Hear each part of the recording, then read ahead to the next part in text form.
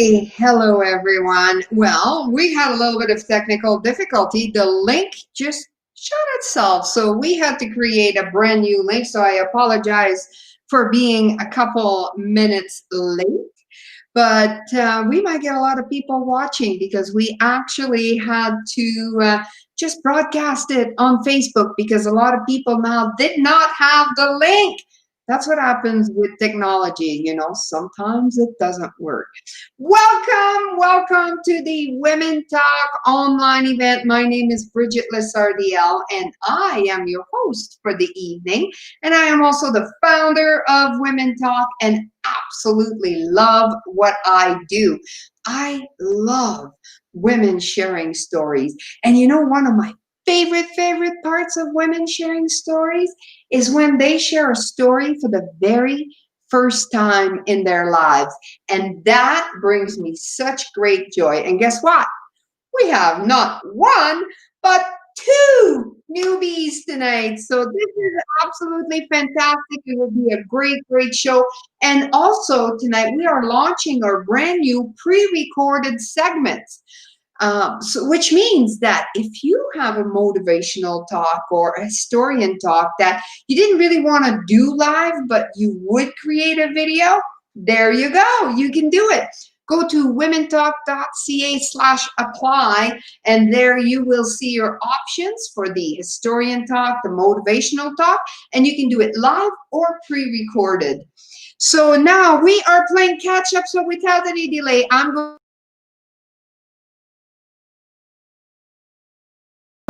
to bring on board. It's just, you know what? Wait a minute. I need to readjust myself. Cheers, people. Okay, now I feel better. Let me bring my friend on board. Yvonne Baston is our first talker tonight. Hold on, Yvonne. I need to unmute you because we really need to hear what you have to say. Oh, my friend. Hi, how are you? I'm better now than I'm having a little glass of wine. It's like, oh my God. When you deal with technology like this and these shows, you just got to roll with the punches. There's always something, always something. Yep. True story. True story. And it's like over and over. So welcome to the show, Yvonne Baston. Now, Yvonne is the director of eWomen Network Calgary, and she is also the founder and CEO of eventmanagement.guru. That's so cool, .guru, because you are a guru, my friend. Okay, before you go and share your story, I'm going to give you a little plug. Yvonne is one of the crucial people that have been part of my Women Talk convention, which is like our big shindig, which was canceled this year, but we'll survive. But you are an amazing event coordinator, my friend. So if anybody is looking for an event coordinator, Yvonne is your girl. So without any delay, Yvonne, the microphone is yours. Well, thank you so much, Bridget. Thank you so much for having me here tonight. It's my honor, as always, to be part of Women Talk. I've been here from right at the beginning when Women Talk was even a dream. And so when Bridget asked me what I wanted to talk about, I had to pause for a second. And then I kind of let my intuition speak. And the one thing that I kept hearing were the words, the road ahead. And I wasn't too sure what those words meant, but I kind of went with it. And then once I started focusing it and my fingers started typing, I came up with my story about the road ahead. So each and every person here and around the globe, we all have a road ahead of us, always, from the moment we are born, even from the moment of conception. When we're growing in our mummy's tummies, there's a road ahead, the road of developing, growing on the inside, and in the end, vacating to arrive into a world with a gentle spank on the butt, which resulted in our very first cry. Once we come into this world, our journey only truly begins. From our first tears to our first smile, from being fed to feeding ourselves, from being able to stay in one spot for hours to crawling and our first steps. From only making little and sometimes loud noises to our first words to our first day at preschool. Think about it. There's a long road between our first cry and our very first kiss. What has the road ahead meant in my life? Well, I was born and raised in the Netherlands, and I honestly don't have a ton of memories of my very early days of growing up. Most of them are there because they were told, people spoke about them versus me actually remembering. The school system in the Netherlands is a little different than here. We don't have an elementary, middle, and high school system as we have here. We have an elementary system which includes grade 5 and 6 here in Canada, and then the remaining years we just call secondary school. So I was pretty sure that my road ahead was what my road ahead was going to look like. I was going to become a teacher, not just any teacher, specifically an elementary school teacher in the lower grades. And I had this funny self-talk, even in my early years, that I, should stay to the lower grades because, my belief system thought that, I couldn't handle older kids because I wouldn't know enough. It's kind of interesting how those stories are ingrained in ourselves, but that's a story for a whole different day. The main reason I wanted to become a teacher because I had a great and amazing grade 1 and 3 teacher. I had the same teacher twice, and she was unbelievable. She was fun, she was kind, and she had this great laugh, and she was overall a very well-rounded teacher. She lived quite a distance away from school and was relying on public transportation because she didn't drive. Once I hit grade 7, I had started to develop lesson plans. And I talked to my teacher, who was also the principal of school, to enlist me if Mrs. Vanderberg was delayed coming to school. I told him that I would always have my lessons with me and could step in at any given time. I thought that was really cute. This still makes me kind of smile. It sounded so grown up, and I was only 11, 12 years old. So you would think that the road ahead was wide open and pretty clear, right? Wrong. I continued my schooling throughout the remainder of the years, and school actually became gradually harder and harder for me. I barely graduated from secondary school, but through a lot of support of my German teacher, I made it to the finish line. During those years, I got connected with a friend who was a number of years ahead of me in a different secondary school. Her name was Marlies, and she too had a dream of becoming a teacher. Once done school, she went off to pursue her teaching career or degree. And by the time that she was done getting her degree, I was just rolling out of secondary school. And her and I had been talking over time. And by the time that she was done her schooling, the unemployment rate for teachers in the Netherlands at the time was incredibly high, which didn't sound very appealing to me. As I mentioned, school didn't come easy to me. So pursuing a degree in the end would leave me empty handed, made me lose all my enthusiasm for something I'd always dreamt of doing. And as I now believe, things will go the way they go because the universe has a different plan for you, even in a time where you're completely clueless about it. Obviously, it was meant to do something I was meant to do something different. As I'm getting older, now I understand it's okay to have many different roads. I'm sure if you look back on your own life, you can see the different roads you have traveled and that the road ahead might not always make sense or be the most logical one to be taking. Another road for me was the travel industry. After working for a short while for a tour operator, I ended up working in the hotel industry for a while, which I loved. I worked as a receptionist in 2 different hotels, which was fun. I loved the schedule and meeting new people on a daily basis. Through that industry, I met my future husband, who became made a former status after being together for 17 years. What happened next was marriage and living overseas as his job was in the oil patch. Quite a different road from my vision to becoming a teacher and live in one place for the rest of my life. Right after we got married, we moved to Paris. It was certainly an extended honeymoon because, it's Paris. I had made it clear when we were dating that I wanted children sooner rather than later, and mainly because we had quite a bit of an age difference. I had always known that part of my road ahead was having kids of my own. At the end of our first year in Paris, our oldest son, Freddie, was born, who will be turning 31 in 10 days from today. When we moved to Paris, we had always known that we would only be there for 1 year, and from there, we would move to Nigeria. At age 53, which I'm now, I can say that I'm really well traveled. At age 23, not so much. It was hard to believe that there was a before Google time, because now, if I want to look up something, I'll just grab my phone or my iPad and just Google it. But back then, when I found out that Nigeria was going to be our next stop, I actually had to find an atlas in order to figure out where I was moving next. Nigeria was about a 7 hour flight from the Netherlands on the African continent. The good part was that they did speak English there, so that was one less thing to worry about. This was going to be my very first big international move. And when you have a little baby in tow and you're moving to a third world country, the list of what to bring and can I get this over there is actually rather long. And one of my biggest concerns was diapers because you need a lot of them. They're bulky, so you can't just shove a whole bunch of them in your suitcase and hope for the best. I made my husband figure out if we were able to get them over there by inquiring with some of the local staff at the office. He said they were available, though it could be that at times it was hit or miss, whether you could even find the right size. The only lucky thing was that he was working for a drilling contractor, and the company constantly moved rigs around. Once we were living there, there was an opportunity to receive goods from the Dubai area when a rig was being towed from that region to Nigeria. What else would Yvonne like? Well, I want a new freezer and a new washing machine and more diapers. Lots of them in different sizes, so we're covered for a little while.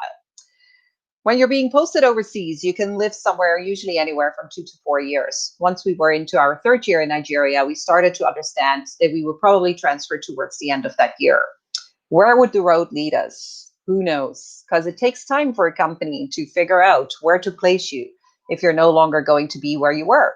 It's a domino effect. You move, someone else is coming to take your place, and wherever you're being transferred to, that person has to be moved to another spot in the company as well. It's not as easy and straightforward as it sounds. However, when you know that you're going to be moving and all you're hearing is crickets, the waiting can sometimes be hard, and people sometimes can become very impatient as they just want to know.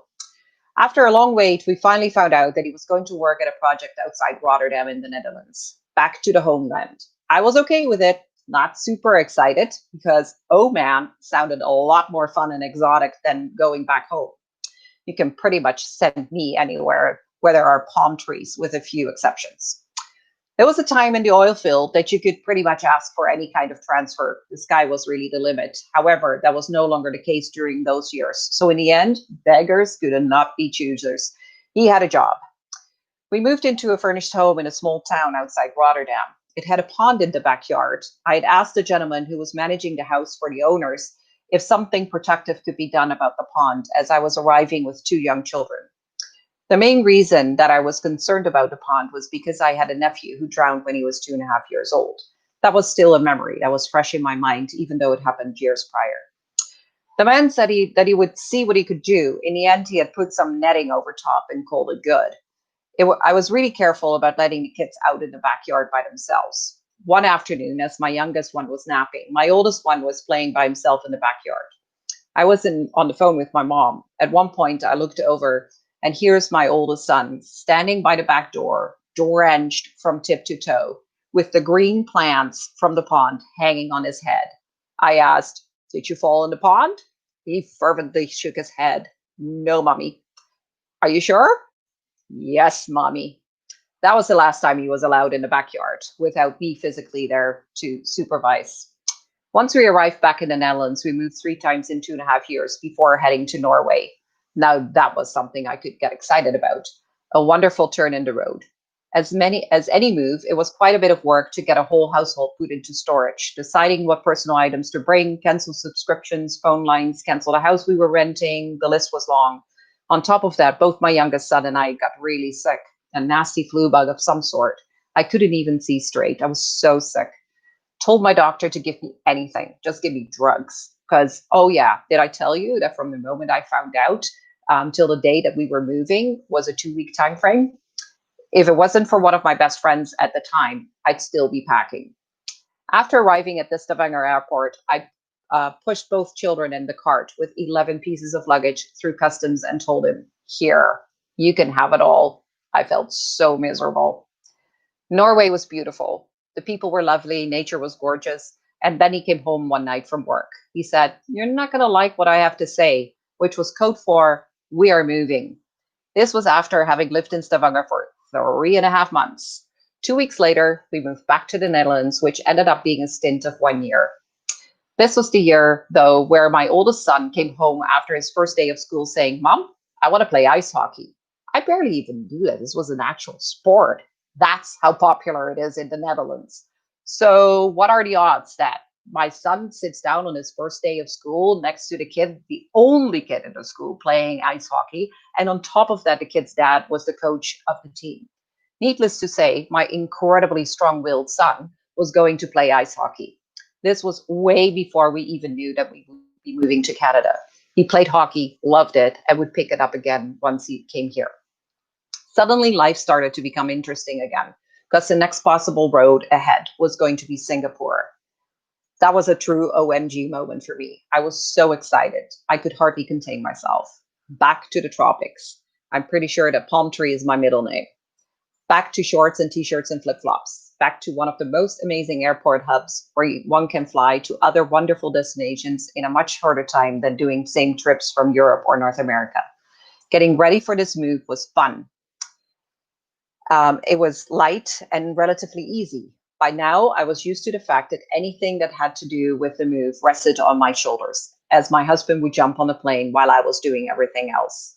This was move number 10 in 10 years. Bring it on.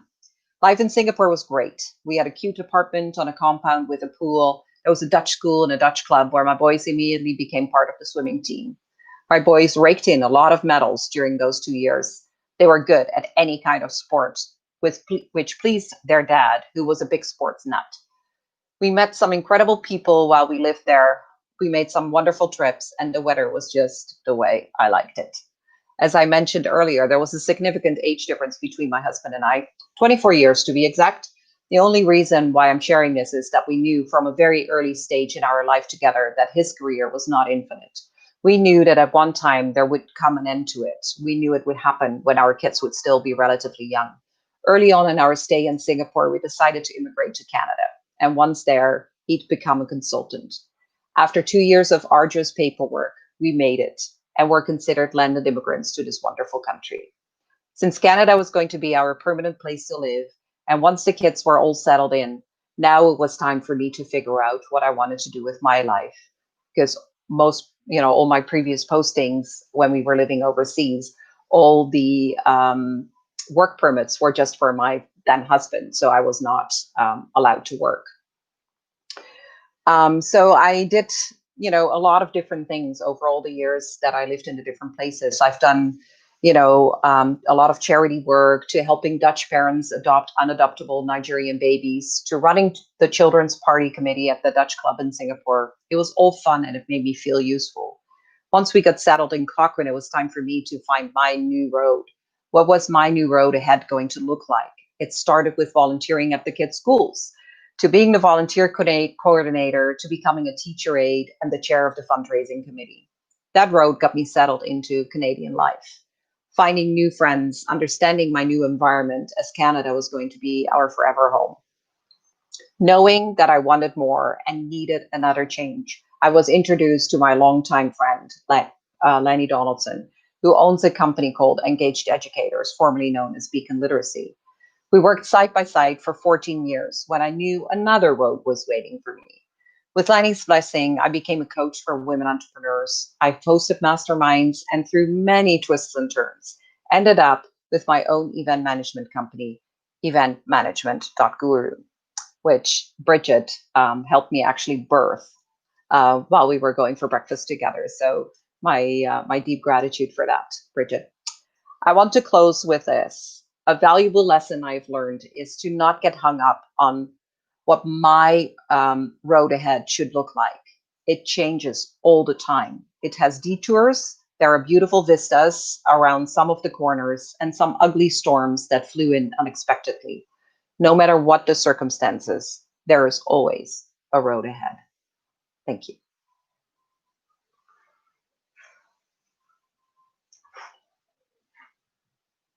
It just sent me a message saying you are muted. Not anymore. Wow, you've lived all over the world. Yes, I have. What's your favorite country? It's for me, it would be always a toss up between Singapore and Paris, because Paris, of course, I have a huge emotional attachment because my oldest son was born there. But I love the tropics and Singapore. Like I said in my story, it's such a beautiful hub, you know, to go and travel other places. That yeah, if you would send me there and throw away the key, I would be totally happy. Singapore. Hmm. Interesting. What are you Hmm. doing in Calgary? You're freeze to death. You had to leave. You know, you get your work permit for X amount of time for however long a project is, and once that is done, then you can stay as a visitor for, you know, a little longer. But after that, they don't want you there, so you have to move on. Yeah. I think Calgary has this like sucking magnet or something because I've been here since 1988 and I keep saying, you know, I need to go somewhere where it's like warmer. I want warmer, but I Mhm. never leave. I know. Yeah, I'm wishing for warmer on a very regular basis, but you know, it is what it is. And Canada is a beautiful country, and Calgary Oh, makes total sense for us because of the you know, the connection with the oil patch, and so Calgary it was. But it's my very first winter was very interesting because I had never experienced a winter like this ever in my life, and because, you know, where I was born and raised is similar climate to Vancouver, and so I still remember taking that, you know, first breath when it's like minus 20, minus 40, and you know, the, you know, your nose hairs, you know, freeze, and I'm like, what is you this? get like icicles on your I was eyelashes. totally like shocked. And then, you know, when you live here long enough, it's 20 years in August, and you don't know any better, so it's all Yep. good. Yep. Well, thank you. Thank you. Good luck with, you know, your event company. Hopefully once this is all, but you do online, you help people with online Oh events yeah, as well. yeah, oh yeah, because everybody went had to go online, right? Like there's really not an option to do major live events, so I support them right now online. Yeah, which is Very awesome. cool. So I'm going to Mhm. put the post, the link to your website in the comments here on YouTube. And if you have any questions, reach out to Yvonne and I can vouch for her. She is an amazing event coordinator or event Mhm. manager. Mhm. It's all good. Nice seeing you here, my friend. Have a Thank good you. night and we'll talk to you soon. Thanks for having me. Mwah. Take care. Have a great night. Okay, ladies, you are not in for a treat. We have our motivational talker, and her name is Andrea Thompson. Now, Andrea is actually a poet. She writes and reads poetry for a living. She is absolutely stunning. You can find her poems and her readings on her website, AndreaThompson.com. And let's not wait any longer. I'm going to bring her up and let's listen to Andrea's wonderful, wonderful talk. Hey everyone, from all over the place. It sounds like we've got sisters from coast to coast. So I'm a poet. I've been doing poetry and spoken word for about 20 years. As Bridget said, I teach. And that's kind of an important part of what I want to, hello, Glow, what I wanted to share with you tonight. A lot of times people ask, you know, where do you get the inspiration from to write a poem? And for me, it's like I think about, we have almost like an emotional Richter scale. Like, you know, with earthquakes, they have a Richter scale to measure the power of the quake. So I feel like as human beings, hey Ashley, we have like an emotional Richter scale, and sometimes when something is so profound for us. Hey, Zahara. So profound for us, for me, anyways, and I think for all artists, we get to a point. Hello, everyone, where we have to express it. You know, it's like bottled up within us so much, it has to come out. So I'm going to share. The first poem has to do with an experience about that. Makes my heart feel dreamy too, Glow.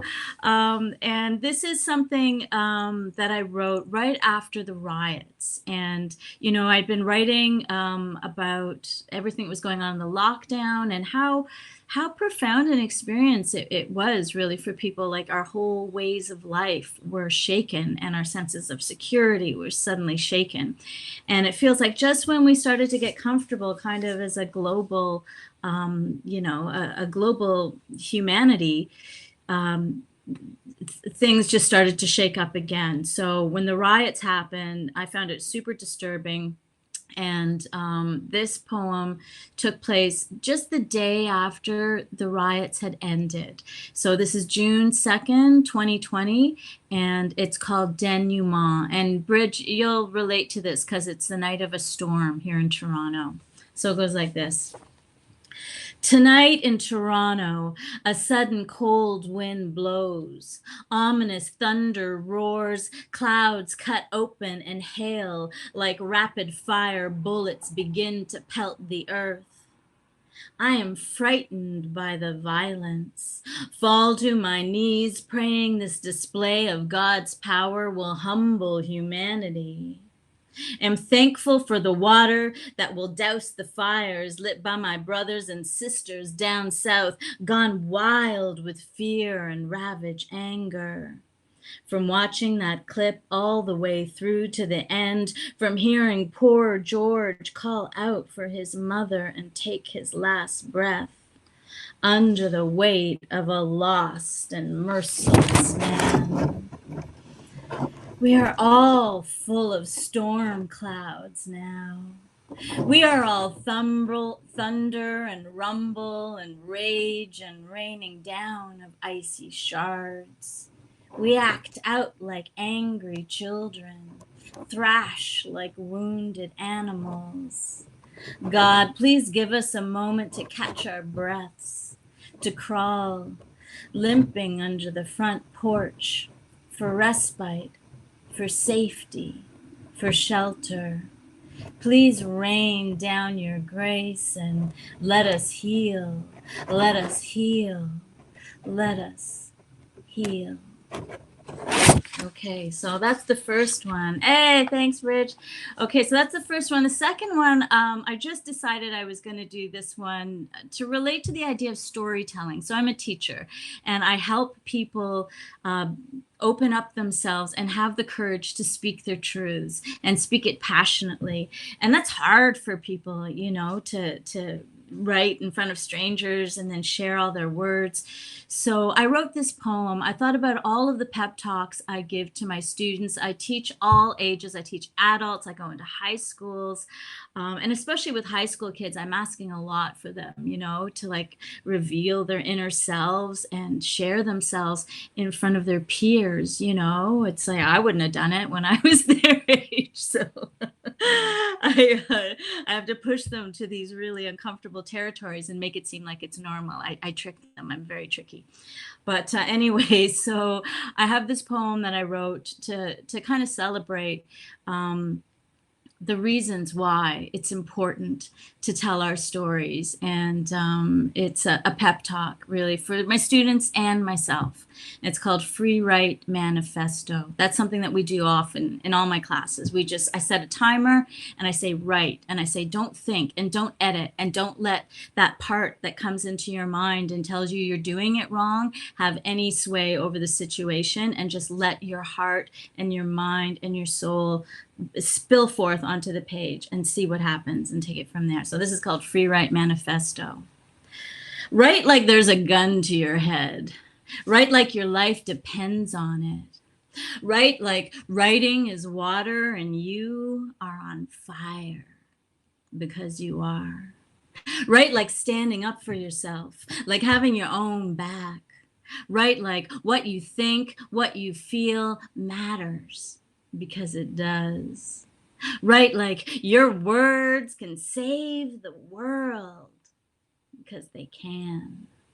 Write like every poem is a song. You know, that song played at just the right time, that song that you swear was written with you in mind, that killing me softly, reading my diary song. Yeah, poems are like that. All of them are full of magic, healing, and connection. So write the deliciousness of your slice of the human pie. Write the beauty of your perspective, your view from there where you now are. There from your spot on the crest of this interconnected circumference. Write because we need you. We need your voice in the chorus in order to be whole. right? Because you're a badass, right? Because your heart is broken, right? Like lightning, right? Like revenge, right? For your mother, right? For your father, right? For your dearly departed, right? For your ancestors.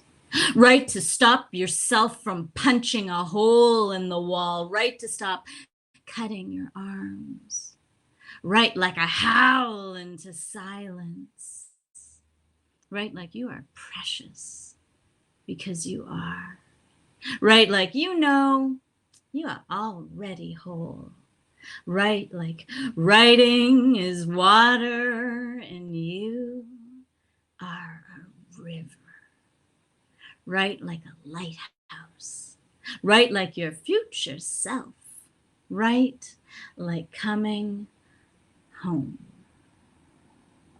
So that's my second one. That's actually from my CD. I wanted to give a little plug. I don't have a copy right here. Ooh, I should.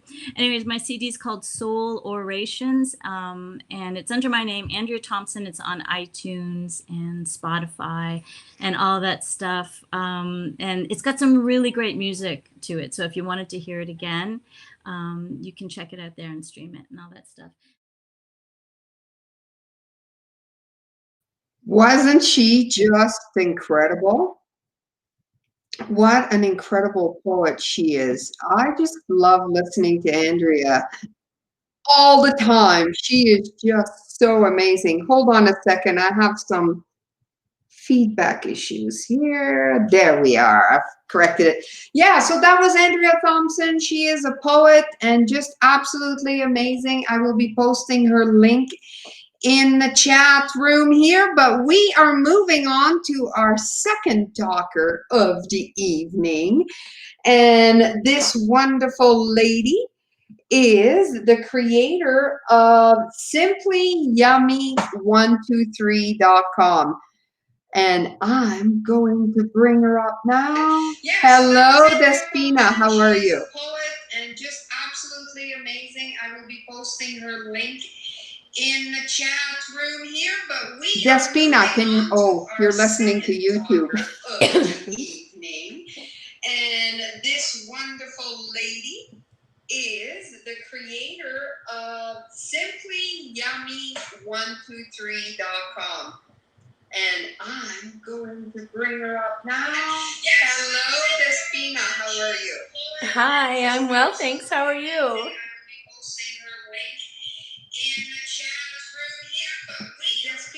So, Despina, you're getting a delay because you're actually on Facebook. Okay, I'm done. Okay, there we go. But I can't hear you now. I'm muted. I can see me, but I can't hear me. Okay, you go ahead and talk. Hello? I think you've turned off your headphones or something. Hold on. We're going to get Despina. We're going to send her a message.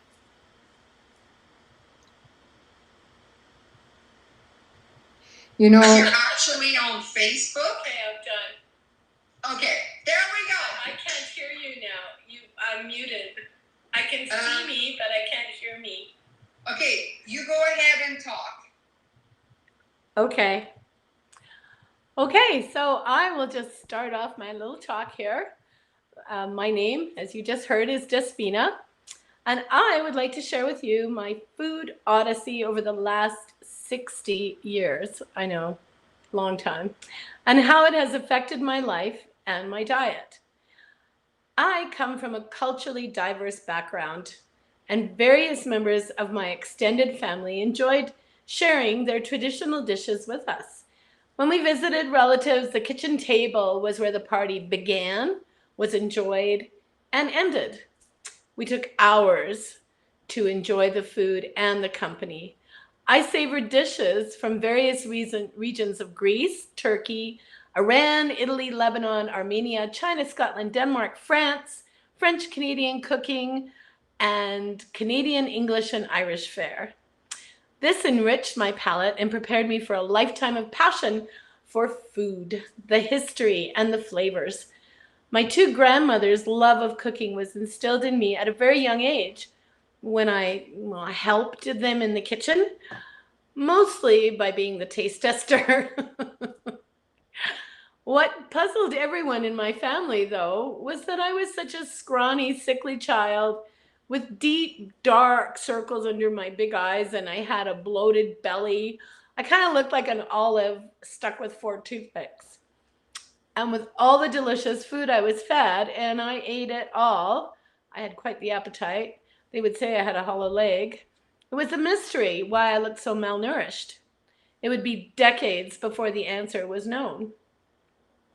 As I matured, my fascination and interest with foods grew, and I began my lifelong self-education of foods, flavors, cooking methods, and the various diets, what people ate, around the world.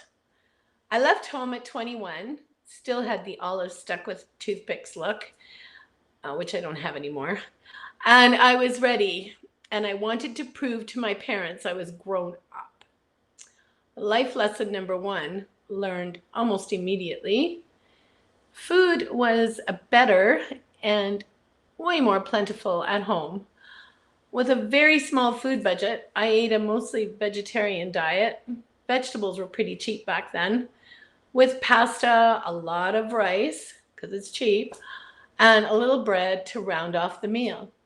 It took a while before I developed a few vegetarian recipes that were actually filling and satisfying without the pasta, the bread, and the rice. When my parents would invite me for dinner, I never said no. They served meat, cheese, dessert, wine. Why would I miss that? During this time in my life, my health improved. Then at 29, I met a man who was to become my husband. He had just opened a Greek restaurant in Calgary, so he couldn't move to Vancouver. I had to move to Calgary.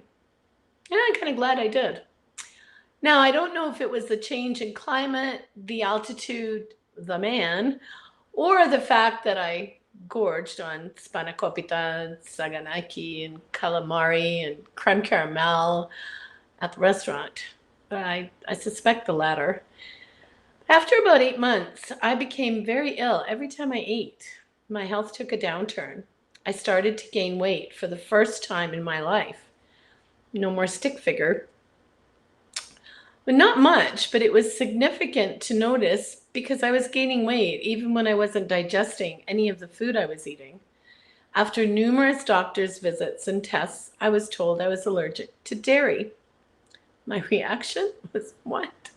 No feta? No spanakopita? No croissants? My life was over. Well, not really, but I was crushed. I love cheese. I still love cheese even though I can't eat it. So my diet was changed again, no dairy at all. This was and still is an acute allergy, not lactose intolerance. But on the bright side, the deep dark circles under my eyes lightened up considerably as time went on. Could they have been caused by the allergy? Apparently, yes. Food allergies do, in some cases, cause black circles to appear underneath one's eyes. I was probably allergic or sensitive to dairy all my life. As we ate out, we were single, the two of us together. We ate out a lot at restaurants, at our own restaurant. And I had difficulties ordering food because you'd be surprised how much food at restaurants do contain some dairy. And then there's always the issue of cross-contamination. So I kept reading and researching where dairy was hidden in foods, because they are. And I found out, and it was helpful. 3 years later, I had my first child, and everything was great. 2 years after that, my second child was born. Being a mom of 2 toddlers, working and being a wife took its toll, as many of you know. No time to sleep, eat, or exercise, always on the run, grabbing food whenever and wherever I could. I would eat half a baguette on the way home from the grocery store, and the store was only 10 minutes away. I made food for the children, but rarely for me because I was running hither and yon trying to do everything. They ate well, but I did not. I barely noticed a difference in my body, there was no time to notice anything. I had 2 toddlers. I was busy. I was pregnant twice in 3 years. Who cares what I looked like? I just need to get everything done. And that was kind of how I was operating at that time. My clothes weren't fitting properly, and when needed, I just run out to the store and buy a pair of pants or a skirt or a dress or whatever I needed at the time to fit into. And I didn't have time to really think about why my clothes weren't fitting or anything. But in retrospect, thinking back, I probably just didn't want to think about it. Christmas time, 1995. I was sitting on the toilet one day, actually alone. If any of you know what it's like having toddlers, you rarely get bathroom time alone. And I happened to look down at my knees, and I had dimples. I said, "To dimples? I have dimples in my knees? Old stick legs, knobby knees had dimples? Why? What happened?" And then the past 6 years just came crashing down on me. It was a huge realization. I knew why. I had neglected myself, my health, my well-being.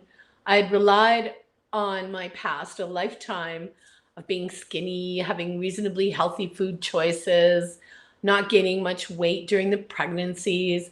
And I just was, I guess, ignoring everything that was happening in the last 6 years and expected just be like I used to be and not doing what I used to do or eating how I used to eat. So as we all know, when you start ignoring things, man, things happen. So I cried and cried. It was like what Oprah says, my aha moment. So I wiped my tears and I resolved to lose the weight and be healthy again, to take care of me too. And I went and bought a scale. I was 210 pounds at this time. I've been 125 pounds or less most of my life. Even at 9 months pregnant, I was 138 pounds. So this was quite enormous for me. And it's not like I tried to do that or anything. It was just my body worked that way. And the following week, I received notice of our high school 20-year reunion. I kind of really wanted to go and see everybody. So that gave me my goal. I was going to be healthy and fit for the reunion, which was at the end of June in 1996. So that gave me a little more than 6 months. Well, about 6 months to lose the weight and be healthy, because I looked really terrible too. And so it began. I researched many diets. One I thought I would try and did try was the cabbage soup diet. It worked for about a week. I mean, who can eat cabbage soup every day, all day? It really wasn't tasty anymore. It was horrible. I lost 5 pounds, but it was mostly just water weight. And in my research, like as I was reading through diets and everything and all the reviews and articles and everything, I noticed that everybody was saying that hardly any diets really worked in the long term. But one thing I did notice was the Mediterranean diet kept cropping up. I thought, Mediterranean diet, like what is this? And then, oh, veggies, beans, not too much meat, good fats, fruits. I thought, my goodness, that's how I ate most of my life. So I decided to go back to how I was eating and not do any diet. Mediterranean diet, it's tweakable. It's just food, and you can adjust it to your individual lifestyle needs and your body requirements. It's adjustable, so it's great. So I joined a gym and I started going every day, 2 hours a day at 5 a.m. because that's the only block of time I had. I lost some weight, but I still didn't feel right. Every time I ate, I would bloat up. So more reading, much more research. This time I had internet, I had met some doctors, some nurses, some natural health practitioners, and a lot of information came my way.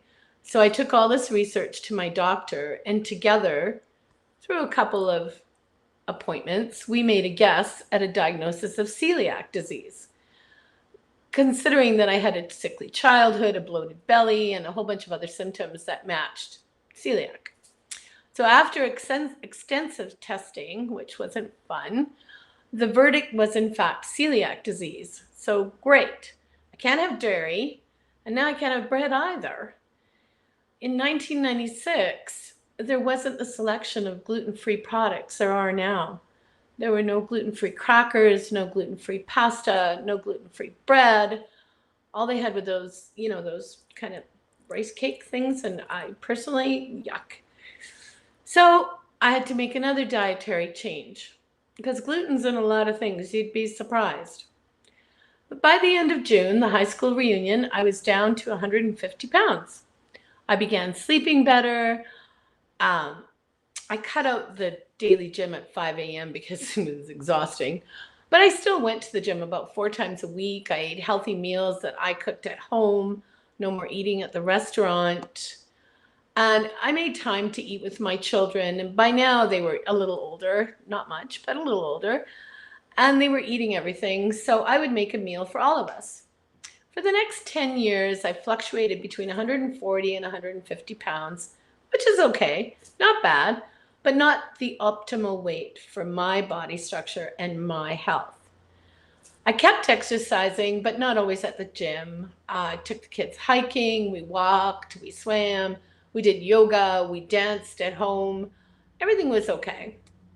Then in 2007, we went to Greece, and with the limited food choices I had because of my allergies, the dairy and the celiac, and also mushrooms and some corn oils, and I was relegated to a diet of veggies and grilled fish. But with eating just that and all the walking and the swimming we did, I began to feel like my young self. And when we got back, I was like 135 pounds, and I really didn't do anything to do that, to lose the weight. So I went back to exercising. I tried different recipes, some things I learned in Greece, and I ate about 4 vegetarian dishes a week. I also incorporated smoothies and juicing and a little bit of fasting, like just 1-day fasts, into my diet, and the weight just melted off. So what I'm trying to say is you don't have to follow a strict diet, but keep that in mind.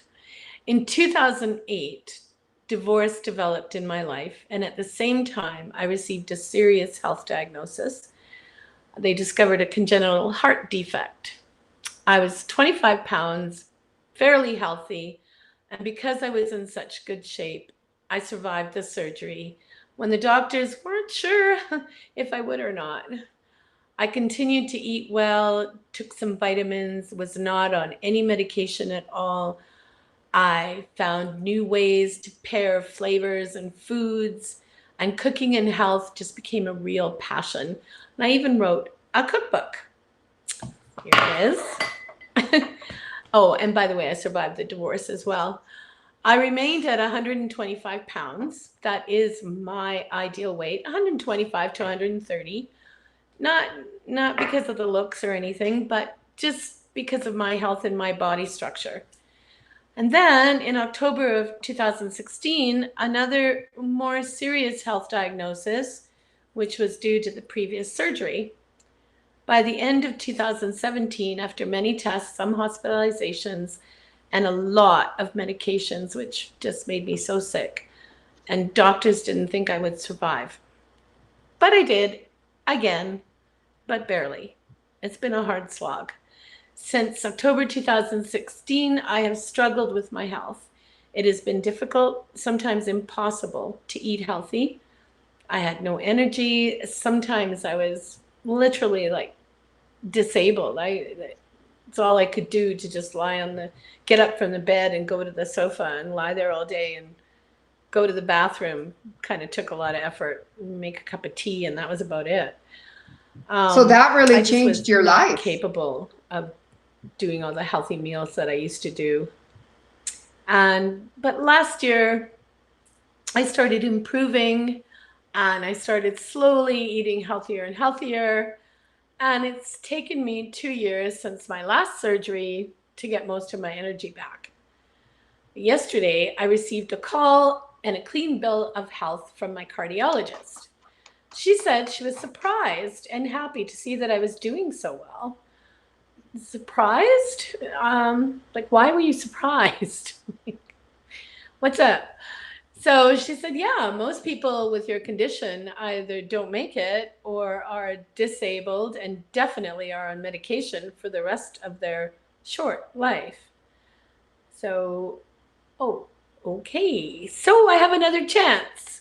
So here I am now. I have to pull myself up again. I have motivation, a lot of it, to be at optimal health and weight again. I want to live and enjoy my life. I've regained a considerable amount of energy. So here we go. No fad diets necessary. The past has left me with an abundance of experience to draw from, excuse me. I also now have the energy and the ability to begin exercising again. Yay! All these dietary changes I've made over the years, the research I've done, and my knowledge of food, flavorings, cooking methods, and pairings, and what's healthy and what's not. Most natural food is healthy. It helps me create healthy, delicious meals. Some are easy, some not so much, but they satisfy all the senses. It is my belief that when all your senses are engaged in your meal, you are easily satiated, so you don't have to eat that much, and you eliminate those pesky after dinner cravings because all your cravings have been satisfied in your meal. Check out recipes on Simply Yummy 123 Facebook page, blog, and Instagram. And I also believe that gradual, not too slow, but not overnight either, changes in your diet and lifestyle that resonate with your lifestyle and your body's needs are long-lasting and life-changing. Follow me and let me help you make your own meal plan that you'll be happy to follow for life, a healthy life. Come on with me on the journey. I've created a Facebook group on my Facebook page, Simply Yummy 123. If you are having difficulties maintaining your health, weight issues, celiac, dairy allergies, heart, or any health issues where a healthy diet may improve your life, please join the group for support, information, great discussions, and a forum for sharing recipes, lifestyle choices, and experiences. It's all free, so nothing, not going to cost you anything. Don't have to sign up. Lovely. Just come on and join. And remember, food, like life, is a gift to be enjoyed. So thank you all for listening. I really appreciate it. And I hope all of you are well. And I hope to see some of you in my Facebook group. Thank you. That was wonderful. Sorry, Despina for some reason couldn't hear me, so it was we couldn't have our little banter that we usually do. Okay, so next we have our historian, and tonight it is my lovely wife, Sue DL. For those of you who live in Calgary, you will recognize the voice. She wakes up with you every morning, and she's sharing actually a pretty amazing woman that I had no idea about, Martha Matilda Harper. And it's a fascinating story. So without any delay, let's hear Sue's story. Hi, everyone. Sue DL with you. I am your historian talker tonight. Have you ever heard about Martha Matilda Harper? I hadn't either. I'd never heard her name, but you will remember it after this. She was a house servant who originated the franchising business model, creating a mega beauty business worth $750,000 back in the 50s. That's about $11 million in today's money. Now, Ray Kroc of McDonald's fame, he's often credited as the father of the franchising business model. But 60 years before anyone dreamed up the Big Mac, a woman named Martha Matilda Harper built a franchise of hair salons, the first of its kind in the US, She trained hundreds of underprivileged women to run their own businesses. Martha was born back in 1857 in Ontario. She was the fourth of 10 kids. The family lived in a one-room log cabin. Her father, not a nice man, a tailor by trade who eventually rented out his children for labor. And by the age of 7, Martha had her first job as a house servant for a wealthy Ontario farm owner. Now, he worked little Martha hard, and he paid her $4 a month in return. That's about $130 a month in today's money. Every penny she earned, given right back to her father. When she was 12, Martha was transferred to the home of a nearby physician who was looking for some household help after his wife had died. Dr. Weston Harriman had a special interest in the psychology of hair. In a time when people just didn't care much about their hair at all. Neither men nor women washed their hair very often, and when they did, they used soap made from hog fat and ashes. There was no such thing as shampoo just yet. Dr. Harriman was fascinated with things like scalp hygiene and the effects of hair brushing. And over the next 10 years, he shared his knowledge with Martha. When he died in 1879, he gave Martha a recipe for a hair tonic made of natural herbs, and it would change her life. So here's now 25-year-old Martha, hopping a ship to New York, looking for a fresh start. And she found work as a servant, first for a local attorney, and then for a wealthy woman named Luella J. Roberts. Remember, in the late 19th century, hair care was done in the home, usually by a servant. And Martha took on that role of Mrs. Roberts' personal beautician, giving scalp massages and hair dressings. She was so good that the high society women of Rochester were soon visiting the house for their own treatments. That's when Martha started making her own hair tonic in a shed in the backyard. She would do market testing on women in the neighborhood and handed the tonic out door to door. It was received very well. Martha actually smelled a business opportunity at that point. Despite Rochester's business world still being controlled almost entirely by men who thought a woman's place was home and in the kitchen, Martha Harper knew it was not going to be easy, but she knew she had a niche and she had a vision, and that women were ready for it. So in 1888, at the age of 31, she invested her life savings, about $360. That would be about $9,700 in 2020 dollars. And she invested all of that money into her first Harper hairdressing parlor. She opened her business in a local downtown office building, of course, after being denied because she was a woman, until a local attorney helped her get a month-to-month lease. And that salon was extremely luxurious for its time, and it was based on health and purity, something unheard of in its time, really. Customers would be treated to the Harper method, an elaborate 2-hour process involving head and shoulder massages, facials, and procedures with names like saddle maneuver, strapping action, and checking motion that were said to stimulate blood flow and promote hair growth. And Martha was smart. See, she'd been growing her own mane of hair to try and drum up business. In fact, her hair was so long, P.T. Barnum once tried to recruit her into the circus.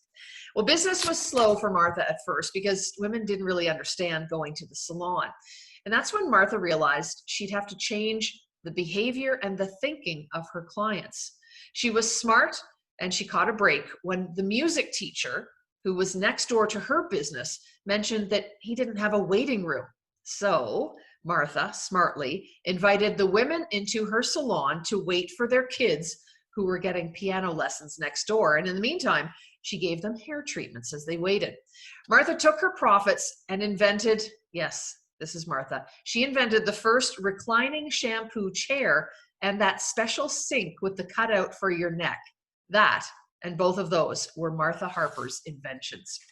Well, word of this exotic new salon spread like wildfire among the Richie Rich, and soon her 3-chair shop was overflowing with Rochester's elite, and wealthy women from other cities came from far as well.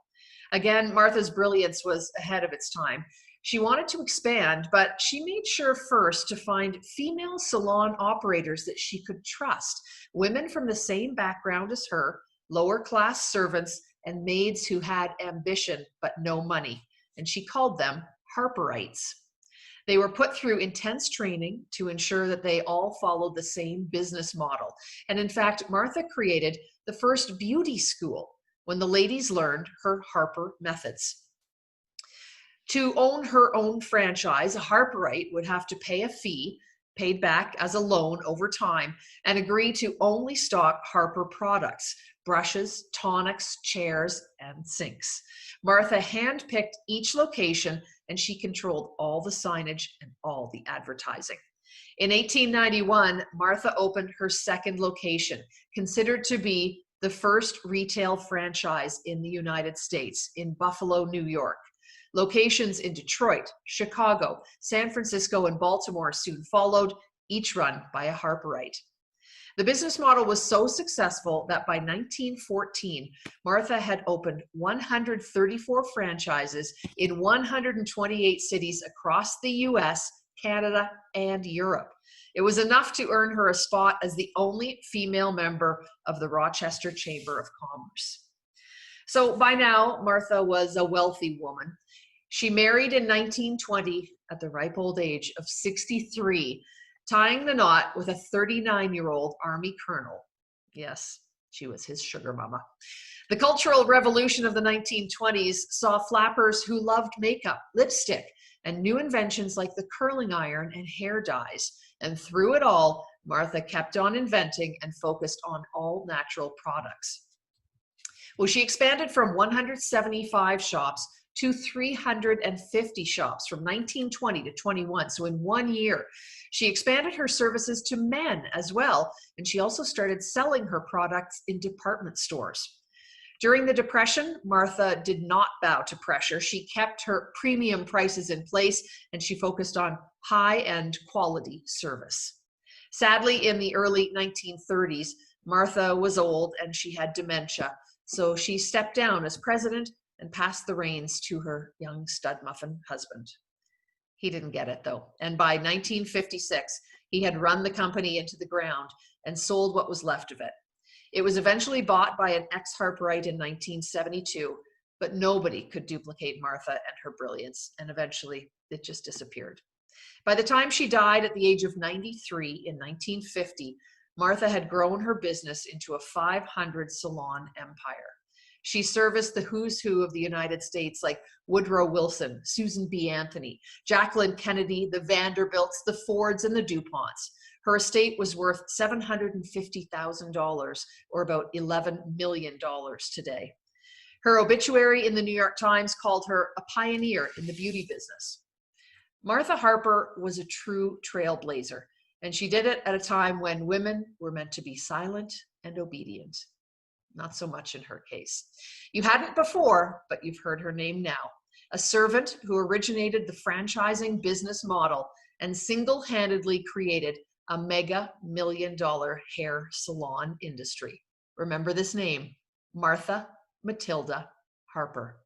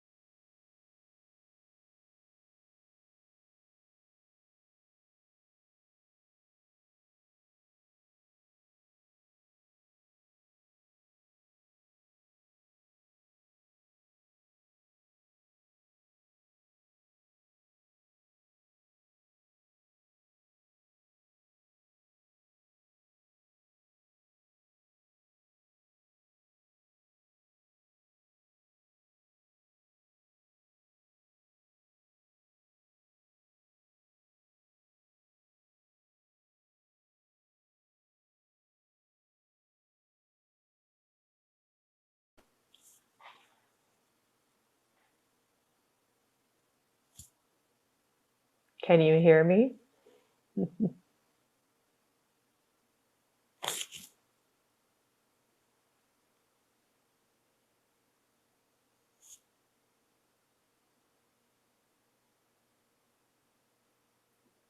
Hello, Jolyn. How are you?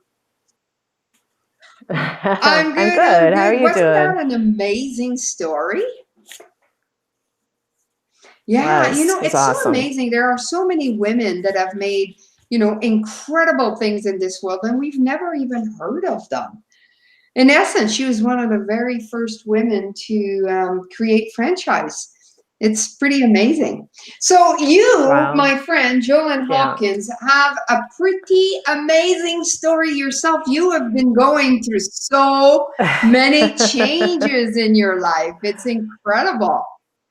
Yeah, and you're still hanging in there. And you know what? Jolyn is one of those people. This is her very first time sharing a story, and I love it because that means you're out of your comfort zone. But that's where the cool stuff happens, And, so many things are changing in your life. So you're just going for it, aren't you? I am. Yes, I am. One baby Looks step to at a me like time. you're taking some pretty big steps all over the place. I don't know. I love it. I love it. So, ladies, let's turn it over to Jolyn. She is going to share her story at Women Talk. All right. Thank you. Thank you. Thank you. Thank you. As she said, this is my first attempt. So please bear with me. When Bridget asked me about 3 weeks ago to share a story, of course, I immediately went into my old way of thinking and being and just went, well, I don't know, me? Do I have a story to tell? I don't know. And then I just thought, well, I'm on this personal journey of rediscovering myself and personal healing and spiritual awareness. And I thought, well, it might help. So, and really what's the worst that can happen? I can get all nervous and flustered and forget my words. And so what the heck? Okay. So I agreed to doing this. And I took about 3 or 4 days to really think about what I was going to talk about. And this reoccurring thought just kept coming up. And I thought, well, okay, so perhaps that's what I'm going to be talking about.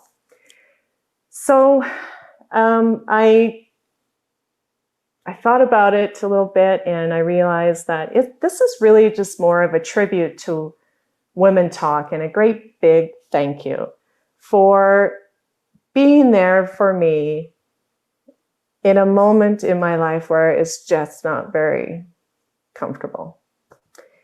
About 7 weeks ago is when I started watching Women Talk.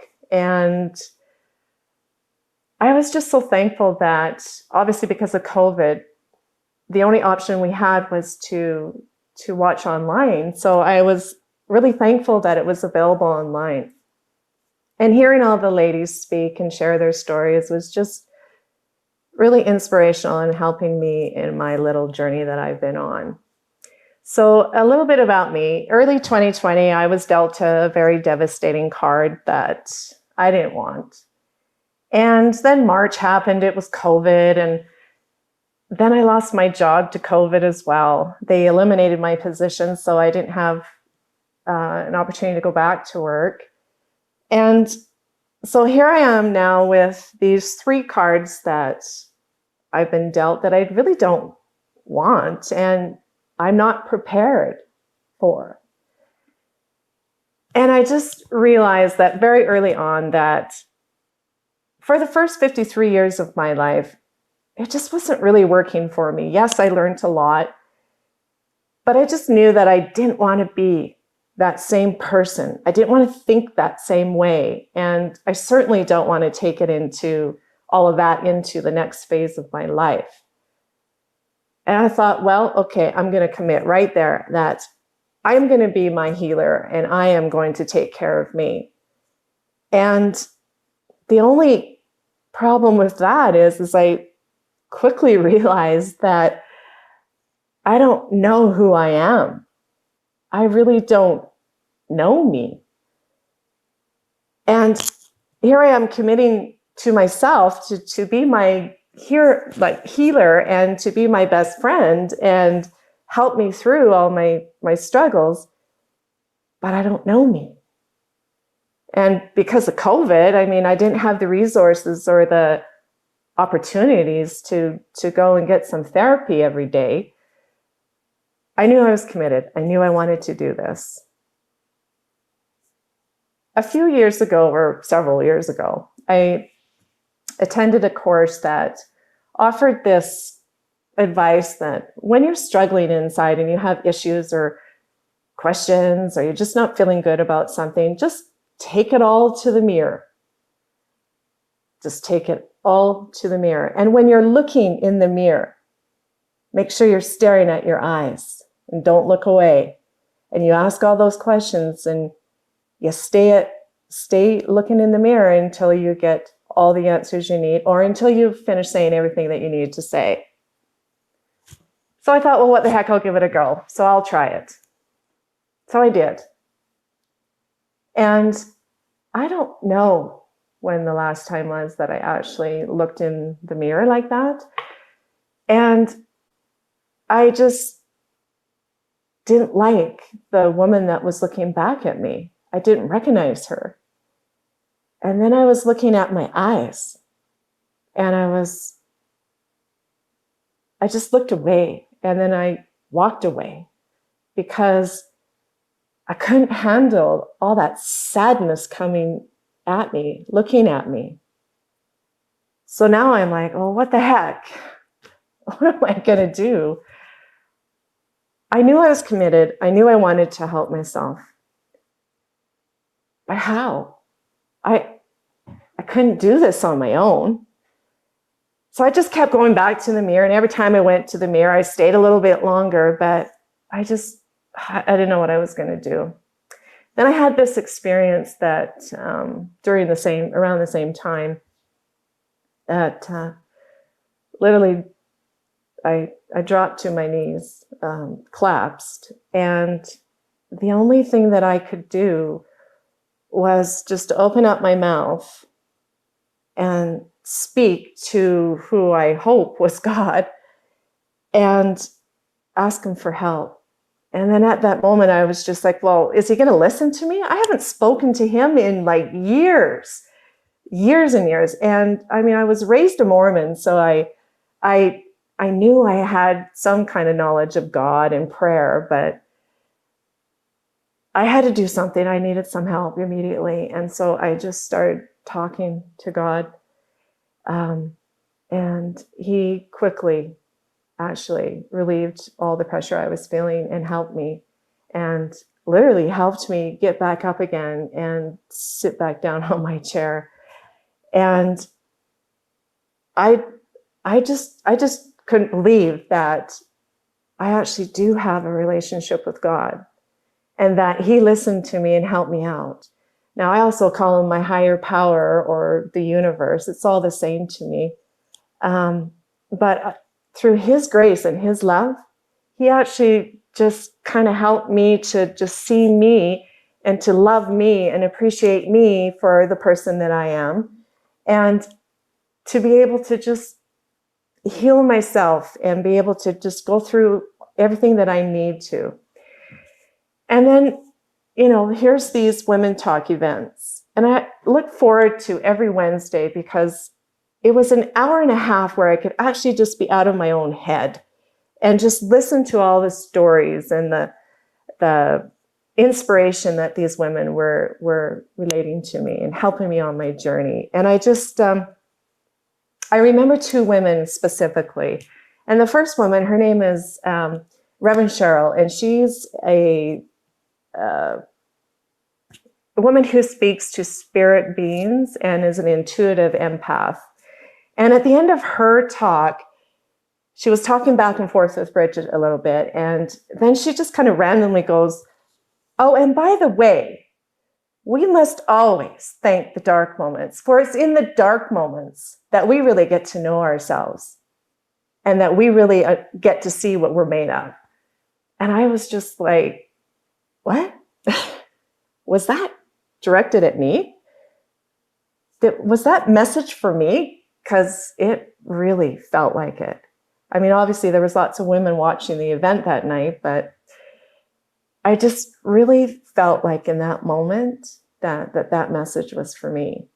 And I had a ton of dark moments come in and hitting me, and all the tidal waves that were showing up and all the uckiness and all the, I just didn't want them anymore. And I processed them as they were showing up because I knew I felt better afterwards. And I knew they were necessary. But I didn't know that you should be thanking them. And so I just kind of did what Cheryl said. I started to thank all the dark moments and the tidal waves and all the uckiness. And it just really helped me to be able to appreciate and to have a newfound respect for those moments that show up, because it's something that I need to process and it's helping me heal. And so I just found it was easier and easier and easier. And then obviously they got less and less and less. I mean, I'm still a work in progress. So, I mean, I do have those moments still. But I was just so thankful to Cheryl for sharing that and saying that and being the woman that she is. And just a huge thank you for helping me on my journey. And just a big thank you to Cheryl. And then there's Janine. She spoke at the June 17th event. It was the event just before Father's Day, and she gave a lovely tribute to her dad. And it was sharing all these amazing, happy feelings about her dad. And as she was relating them, I was like, wow, I did that with my dad. And I did that too. And my dad was like that. And I was just like, wow, like, I can't believe I got these amazing memories about my dad. And then I just got really sad. Just so sad. Because I realized, well, I just turned 54 in May. I realized that for 54 years of my life, I was speaking ill will about my dad. And speaking from hate and anger and disappointment about him. And yet here's Janine reminding me that I had these like amazing memories of my dad.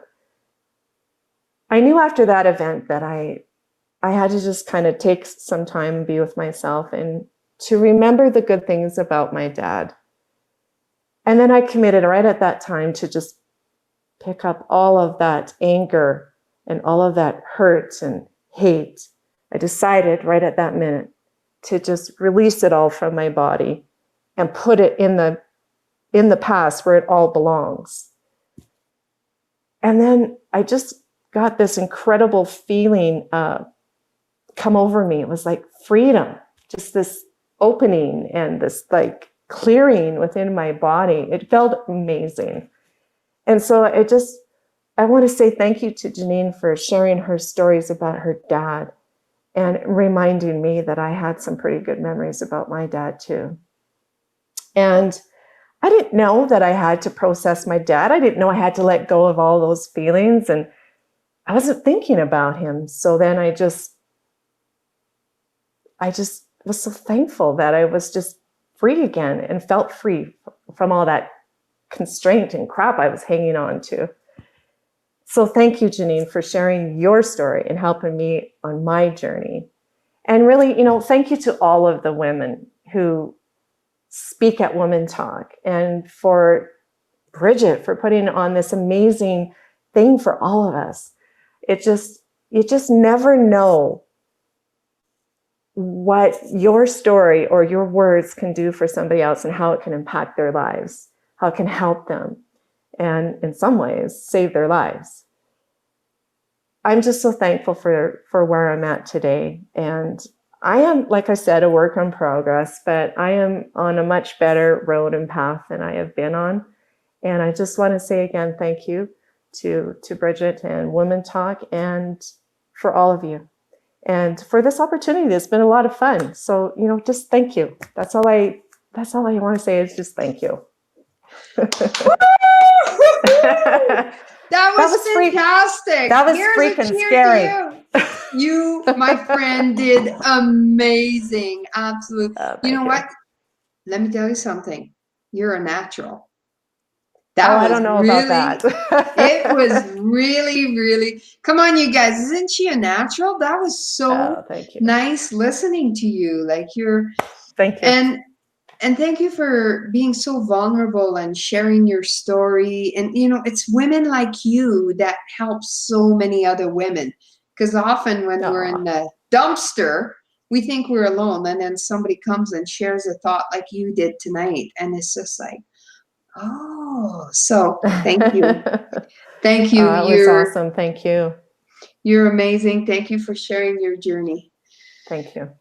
All right, ladies, it's been a little bit of a craziness tonight, the links and the muting, and oh my goodness, we were having some issues. So any of you who had a ticket tonight, you will be given a free ticket to our next event, because the password was not working and the link stopped working. It's just how it goes. We roll with the punches. We all get to hear each other's stories in the end. So we're good. So our next event will be next Wednesday, July 15th at 7 p.m. And I hope that everything will be great. So let me just show some of the comments here. I know we're a little bit over time, but we started late. So some of the great comments that people are sharing, because I think it's so important that we do see what you, the viewers, have to say. So thank you very much for being here tonight. Thank you for your patience. And thank you for being there to create a safe space where women can share their stories. Mwah! I will see you next week, Wednesday, July 15th at 7 p.m.